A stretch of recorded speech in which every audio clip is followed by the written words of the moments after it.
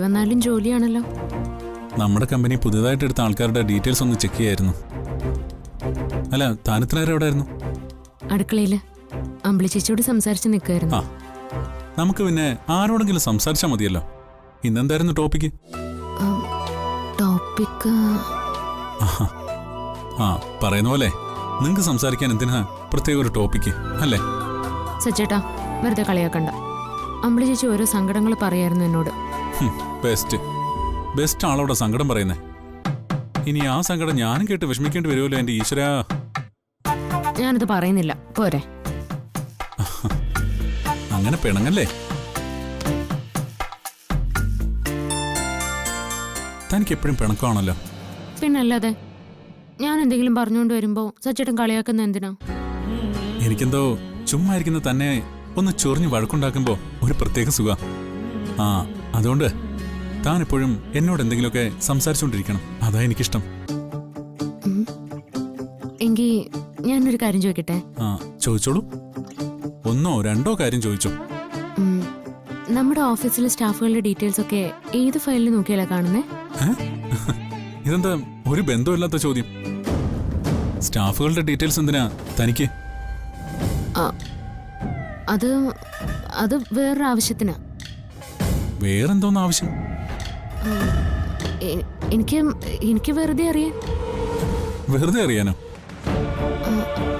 അത് അച്ഛൻ പറഞ്ഞിട്ടാ. അച്ഛൻ എന്താ പറഞ്ഞെന്ന്? ഓഫീസിലെ ആളുകളെയൊക്കെ അറിഞ്ഞിരിക്കണമെന്ന്. ഓരോ ഡിപ്പാർട്ട്മെന്റിലെ ഹെഡിനെ കുറിച്ചും അവിടുത്തെ സ്റ്റാഫുകളെ കുറിച്ചും ഒക്കെ ഒന്ന് അറിഞ്ഞിരിക്കാൻ പറഞ്ഞു. എന്തിന്? സച്ചേട്ടാ, ഇങ്ങനെ ക്വസ്റ്റ്യൻ ചെയ്യുന്ന എന്തിനാ? വെറുതെ ഇരിക്കൂല്ലേ? അപ്പൊ അച്ഛൻ പറഞ്ഞ പോലെ വെറുതെ അതൊന്ന് നോക്കാന്ന് കരുതി. ആ, ശരി ശരി. അതിന് താൻ എന്നോട് അനുവാദം ചോദിക്കുന്ന എന്തിനാ? താൻ ചോദിച്ചതെല്ലാം ഈ മുറി തന്നെ ഉണ്ടല്ലോ. അതെ, ദേ ഇതിലുണ്ട് മുഴുവനും.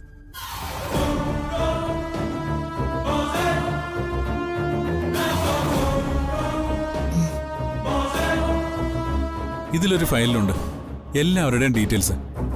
താൻ സ്നേഹയോടോ സന്ദീപിനോടോ പറഞ്ഞാൽ അവർ ആ ഫയൽ ഓപ്പൺ ചെയ്തു തരും. അപ്പോ സച്ചിൻ ഇത് കൊണ്ടുപോകില്ലേ? ഇതിലെ ഡീറ്റെയിൽസ് എല്ലാം ഓഫീസിലെ ലാപ്ടോപ്പിലുണ്ട്. അതുകൊണ്ടാ ഞാനിത് മിക്കപ്പോഴും കൊണ്ടുപോകാത്തെ. അതെ, എല്ലാവരുടെയെന്ന് പറയുമ്പോ പിരിഞ്ഞു പോയവരുടെ ഇതിനകത്തുണ്ടോ? പിരിഞ്ഞതും പിരിയാത്തതും ഒക്കെയുണ്ട്.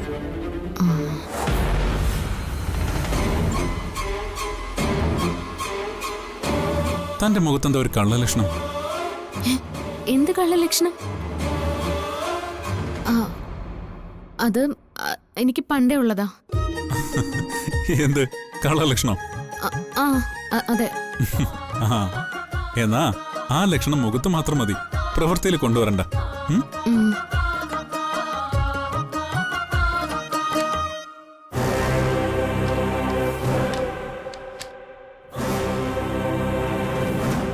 അപ്പോ ആ മാനേജറുടെ ഡീറ്റെയിൽസ് ഈ ലാപ്ടോപ്പിനകത്തുണ്ട്.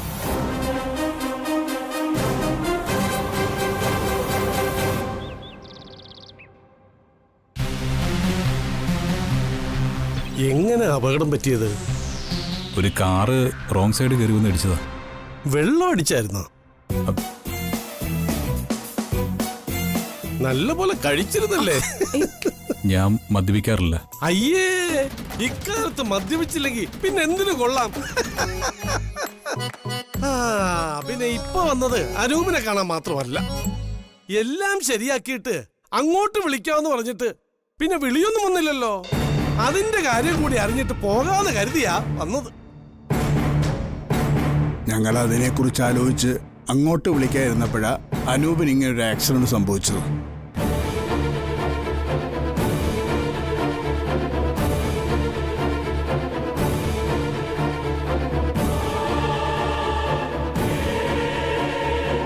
അദ്ദേഹം വന്നപ്പോ ഞങ്ങളിത് പറഞ്ഞു വിട്ടായിരുന്നു.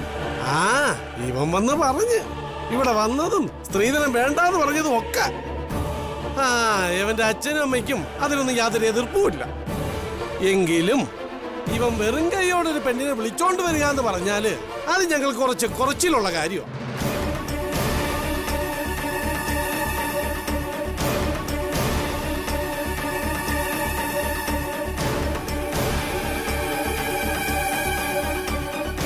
ഇവനൊരു മണ്ടനാ. എന്തൊക്കെ പറഞ്ഞു വിട്ടാലും ഇവ ഇവിടെ ഒന്നൊന്നും പറയില്ല. അതാ ഞാൻ തന്നെ നേരിട്ട് വന്നത്. അങ്ങനെ ഒന്നും കൊടുക്കാതെ ഞങ്ങളുടെ കൊച്ചിനെ ഇറക്കി വിടണമെന്ന് ഞങ്ങൾ കരുതിയിട്ടൊന്നുമില്ല. കൂടുതലായിട്ടൊന്നും തരാനില്ലെന്നാണ് ഞങ്ങൾ ഉദ്ദേശിച്ചത്. ഈ വീടും സ്ഥലവും പണയം വെച്ച് എത്ര കിട്ടിയാലും അത് അവളുടെ വിവാഹാവശ്യത്തിന് തന്നെയാണ്. അതിപ്പം അത് എത്രയാണെന്നൊന്നും ഞങ്ങൾക്ക് അറിയത്തില്ല. എന്തായാലും നിങ്ങളുടെ കുടുംബത്തിന് മാനക്കേട് വരാതെ തന്നെ എൻ്റെ മോൾ ആ വീട്ടിലേക്ക് വരും.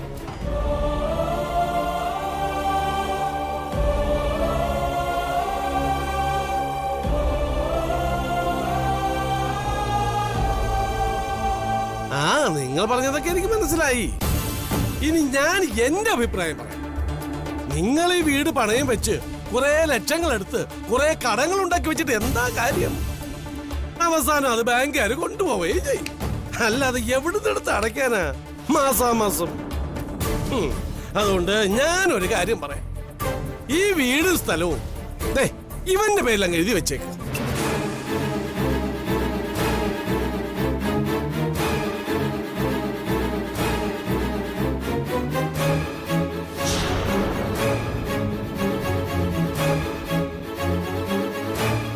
അപ്പം നിങ്ങൾക്ക് അവിടെ താമസിക്കുകയും ചെയ്യാം, കടബാധ്യതയില്ല. എന്ത് പറയുന്നു? അത് ബുദ്ധിമുട്ടാവും. 2 പെൺമക്കൾക്കും കൂടി എല്ലാം കൊടുത്തു കഴിയുമ്പോൾ അവസാനം ബാക്കിയുള്ളത് ഈ വീടാ. അത് അനൂപിന് കൊടുക്കണമെന്ന് ഞങ്ങൾ നേരത്തെ തീരുമാനിച്ചതാ. വേറൊന്നും കൊടുക്കാൻ ഞങ്ങളുടെ ഇല്ലാത്തതുകൊണ്ടാ. നിങ്ങളിങ്ങനെ അമ്പിലും ബില്ലിനും എടുക്കാതിരുന്ന കാര്യങ്ങൾ നടക്കട്ടെ.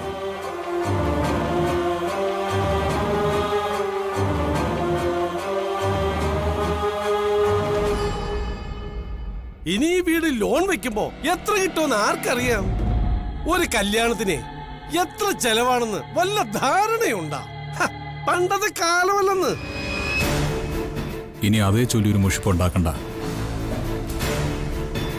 വീട് എഴുതി തരുന്ന കാര്യം നമുക്ക് ആലോചിക്കാവുന്നേ ഉള്ളൂ. നീ ആ ഒരു പ്രശ്നം കൊണ്ട് ഇത് നടക്കാതിരിക്കണ്ട. മോനെ, നീ എന്താ? ഇപ്പൊ ആതിരയുടെ കാര്യമല്ല അച്ഛാ നമുക്ക് പ്രധാനം. ഇത് നടക്കാതെ ഈ കൂരയ്ക്ക് കീഴിൽ നമ്മളെല്ലാവരും വിഷമിക്കുന്നേക്കാൾ നല്ലത് ഇത് നടത്തി കൊടുത്തിട്ട് നമ്മളെല്ലാവരും പടിയിറങ്ങുന്നതല്ലേ.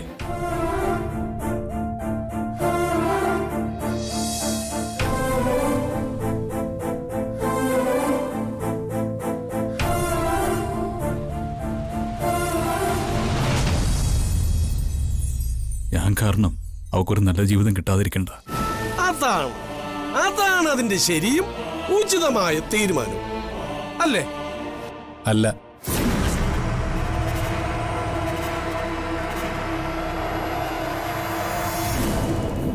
ഇവരെയൊക്കെ ഈ വീട്ടിൽ നിന്ന് ഇറക്കി വിട്ടിട്ട് എനിക്കും അതിലേക്കും നല്ലൊരു ജീവിതം വേണ്ട.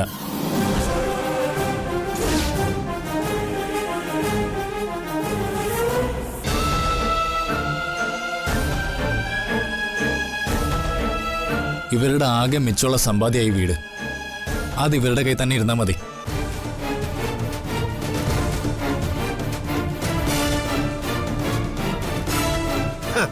ഇതൊക്കെ ഇപ്പൊ പറയും. പുതുമയൊക്കെ മാറിക്കഴിയുമ്പോ ഇതിനെ കുറിച്ച് ഓർത്ത് വിഷമിക്കരുത്. എനിക്ക് അതേ പറയാനുള്ളൂ. ഈ ഒരു കാര്യത്തിൽ ഞാൻ ഒരിക്കലും വിഷമിക്കില്ല. ഇവരെ വിഷമിപ്പിക്കത്തുമില്ല. നിങ്ങൾ ഇതൊന്നും ഓർത്ത് വിഷമിക്കണ്ട. സ്ത്രീധനത്തിന്റെ പേരിൽ എൻ്റെ ആതിരയുടെയും വിവാഹം മുടങ്ങില്ല. ഇത് ഞാൻ തരുന്ന ഉറപ്പാ.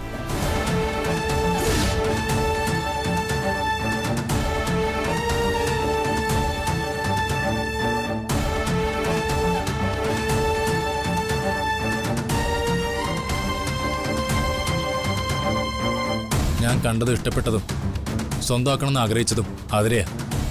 നിങ്ങളുടെ സ്വത്തുക്കളൊന്നുമല്ല. അതുകൊണ്ട് നിങ്ങൾ തീരുമാനിക്കുന്ന ദിവസം, തീരുമാനിക്കുന്ന മുഹൂർത്തത്തിൽ ഇത് നടക്കും.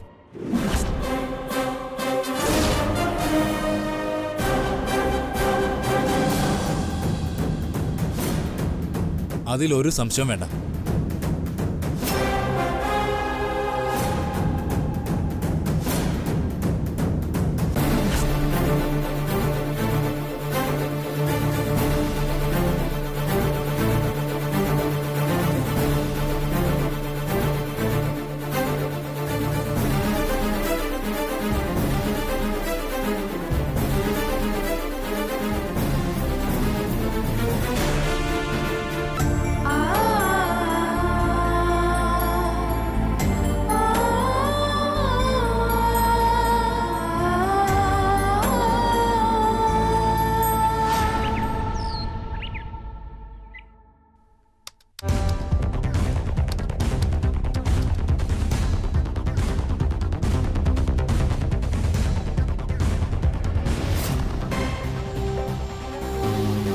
കിട്ടിയോ?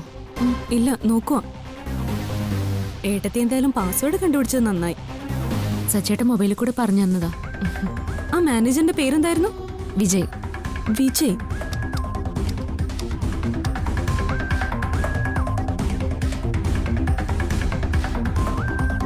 ഇത്രയും ആളുകളുടെ ഇടയിൽ നിന്ന് അയാളുടെ പ്രൊഫൈല് കണ്ടുപിടിക്കുന്നത് വലിയ ടാസ്കാ. ഫയല് വേറെയാണെന്ന് തോന്നുന്നു. ആ, ഒരു മിനിറ്റ്.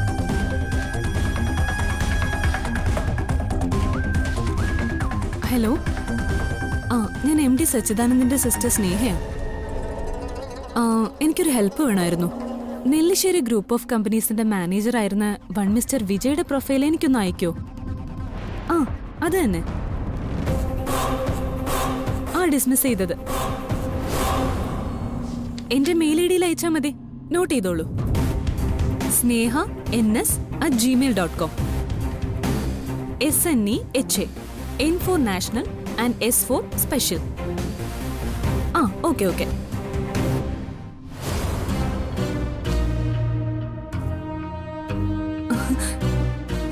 എടുത്തി ദേ കിട്ടിപ്പോയി.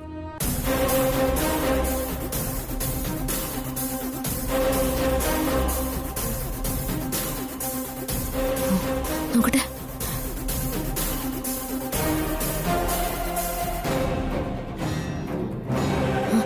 ഇതാള്. ഇയാളെ ഞാനും കണ്ടിട്ടുണ്ട്. എനിക്കറിയാം ഇയാളെ. ഇവിടെ വന്ന് പ്രശ്നം ഉണ്ടാക്കിയ ആളല്ലേ? ആ, അതെ. നീ ആ അഡ്രസ് ഒന്ന് പറഞ്ഞു തന്നെ. ആ, വിജയ്. അതറിയാം, ബാക്കി പറ. TC bar 12 bar 28.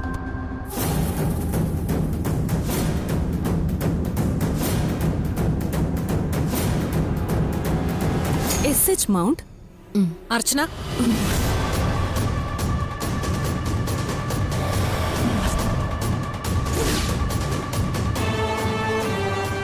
നീ ഇവിടെ ഉണ്ടായിരുന്നോ?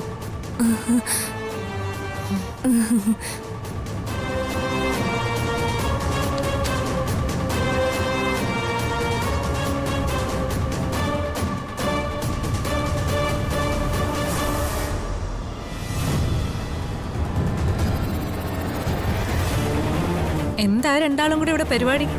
ഏയ്, ഞാൻ ഏട്ടത്തിക്ക് EMS ഓഫീസും ഫോട്ടോഷോപ്പും PPT ഒക്കെ പറഞ്ഞു കൊടുക്കുമായിരുന്നു. ആ, അത് നന്നായി.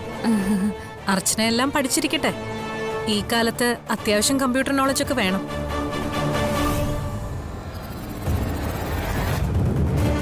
അല്ല, സച്ചി പോയോ? ആ, പോയി. അവനെ വിളിച്ചിട്ട് കിട്ടിയില്ല. അത് ഇന്നെന്തോ മീറ്റിംഗ് ഉണ്ടെന്ന് പറഞ്ഞിരുന്നു. ആ, എന്നാ നിങ്ങളുടെ പരിപാടി നടക്കട്ടെ.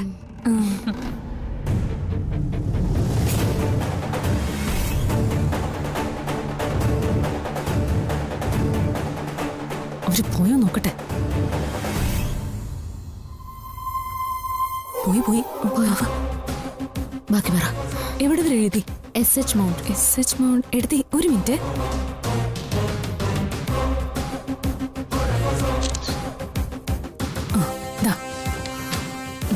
ഓക്കെ അല്ലേ? താങ്ക്സ് മോളെ. ഇനി സച്ചേട്ടനെങ്ങാനും അറിയൂ? ഏയ്, ഇല്ലെന്നേ.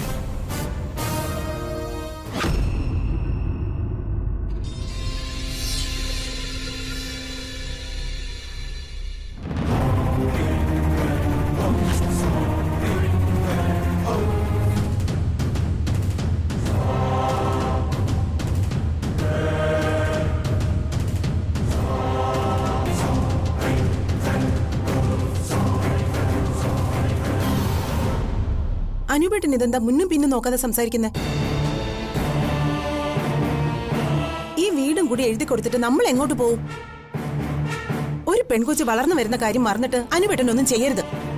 എന്റെ ഒരു സമ്മതക്കുറവുകൊണ്ട് ആതിരയുടെ കാര്യത്തിൽ ഒരു കുറവ് വരരുത്. അതേ ഞാൻ കരുതിയുള്ളൂ. അനിയത്തിമാർക്ക് വേണ്ടിയുള്ള കരുതലൊക്കെ നല്ലത് തന്നെ. എല്ലാം എല്ലാവർക്കും കൊടുത്തിട്ട് നമ്മൾ എങ്ങോട്ട് പോവും? ആ ഒരു ചോദ്യം അപ്പോഴും അവശേഷിക്കുന്നുണ്ട്. പറക്കം പറ്റാത്ത നമ്മുടെ കൊച്ചിനെയും കൊണ്ട് എങ്ങോട്ട് പോകുമെന്നൊന്ന് പറയാവോ? അനുപേട്ടന്റെ എല്ലാ തീരുമാനവും ഞാൻ സമ്മതിക്കാം. പക്ഷെ ഒരു അന്തവും കുന്തവും ഇല്ലാത്ത ഈ ജീവിതം എങ്ങനെയാ ഇനി മുന്നോട്ട് കൊണ്ടുപോകുന്നതെന്നും കൂടി ഒന്ന് പറഞ്ഞു തരണം. നീ എന്നെ കുറ്റപ്പെടുത്താതെ മീരെ. ഒരു സാധാരണക്കാരന്റെ ഭാര്യയായിട്ട് ജീവിക്കുമ്പോൾ ഇതുപോലെ പല സാഹചര്യങ്ങളിലും ജീവിക്കേണ്ടി വരും. നിന്നെയും നമ്മുടെ മോളെയും പട്ടിണി ഇല്ലാതെ ഞാൻ നോക്കും. നമ്മുടെ മോളെ അന്തസ്സായിട്ട് കെട്ടിച്ചു വിടുകയും ചെയ്യും. ഉം. ആദ്യം ഞാൻ എൻ്റെ അനിയത്തിയുടെ ജീവിതം ഒന്ന് കരക്കെത്തിക്കട്ടെ, എന്നിട്ട് തീരുമാനിക്കാം എൻ്റെ ജീവിതത്തെപ്പറ്റി. നിനക്ക് നിന്റെ ഭർത്താവിൽ വിശ്വാസം ഉണ്ടെങ്കിൽ മാത്രം നീ ഇത് വിശ്വസിച്ചാൽ മതി.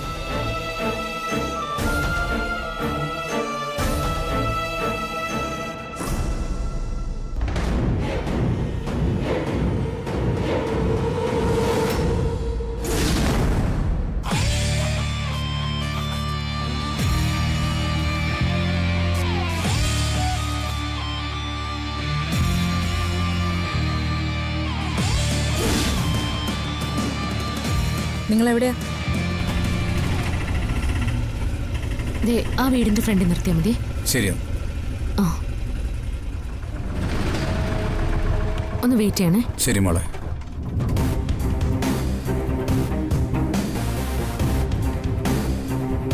പന്ത്രണ്ട് 28.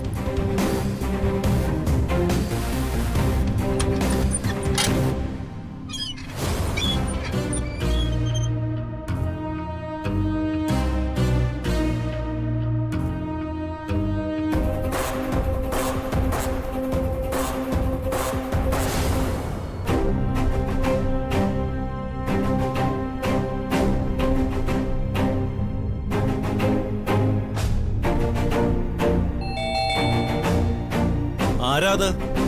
അകത്തേക്ക് കയറി വന്നോളൂ.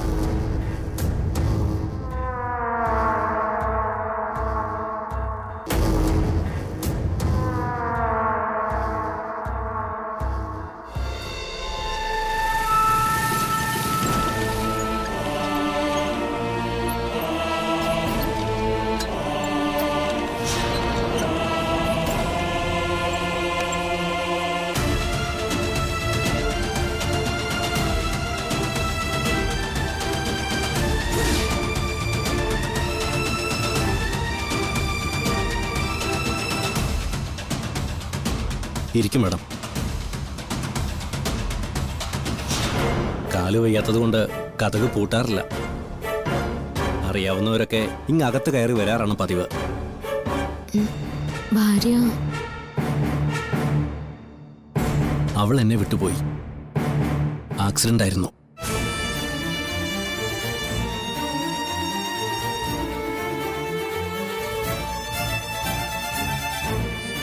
അല്ല മേഡം ഇപ്പൊ ഇങ്ങോട്ട് വന്നത്? ചേട്ടനെ ഒന്ന് കാണാനും സംസാരിക്കാനും വന്നതാ. സംസാരിക്കാനുള്ളത് ഏട്ടത്തെക്കുറിച്ചാ, അവന്തിയേട്ടത്തെക്കുറിച്ച്. അവന്തിയേട്ടത്തെക്കുറിച്ച് ചേട്ടനറിയാവുന്ന കാര്യങ്ങളെല്ലാം എനിക്കറിയണം.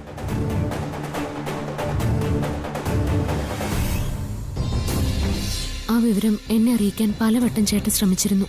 ശരിയല്ലേ? അവന്തിയുടെ ലാഭത്തിന് എല്ലാം എന്നെ കൊണ്ട് ചെയ്യിച്ചിട്ട് അവസാനം കുറ്റം മുഴുവൻ എൻ്റെ തലയെ കൊണ്ടിട്ടു. സത്യം വിളിച്ചു പറയാൻ അവിടെ വന്നിട്ടും എന്നെ അതിന് അനുവദിച്ചില്ല.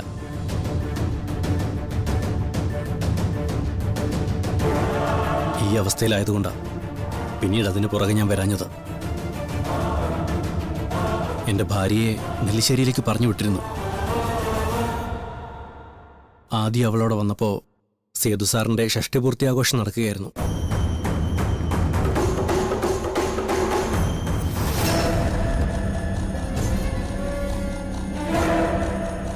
എനിക്ക് അർച്ചന മേഡത്തിനൊന്ന് കാണണമായിരുന്നു. ആരെ കാണണമെന്ന്? ഇവിടുത്തെ സേതു സാറിന്റെ രണ്ടാമത്തെ മരുമകളില്ലേ അർച്ചന. അർച്ചന മേഡത്തിനൊന്ന് കാണണമായിരുന്നു, അത്യാവശ്യം. ചേച്ചി, താഴെ ഒരാള് വന്നിട്ടുണ്ട്. അർച്ചന മേഡത്തെ കാണണമെന്ന്. കൈ വിടറോ, എന്റെ ദേഹത്ത് തൊട്ടാണല്ലോ താൻ വിവരം അറിയും. ഇവിടെ നിന്ന് ഇപ്പൊ പോയില്ലെങ്കിൽ താനാ വിവരം അറിയാൻ പോകുന്നത്. ഇനി ഇവിടെ നിന്ന് എനിക്ക് പോലീസിനെ വിളിക്കേണ്ടി വരും. നിങ്ങളുടെ ഭർത്താവിനെ നിങ്ങളെ ജയിലിൽ കിടത്തും ഞാൻ. വേഗം പോവാൻ നോക്ക്.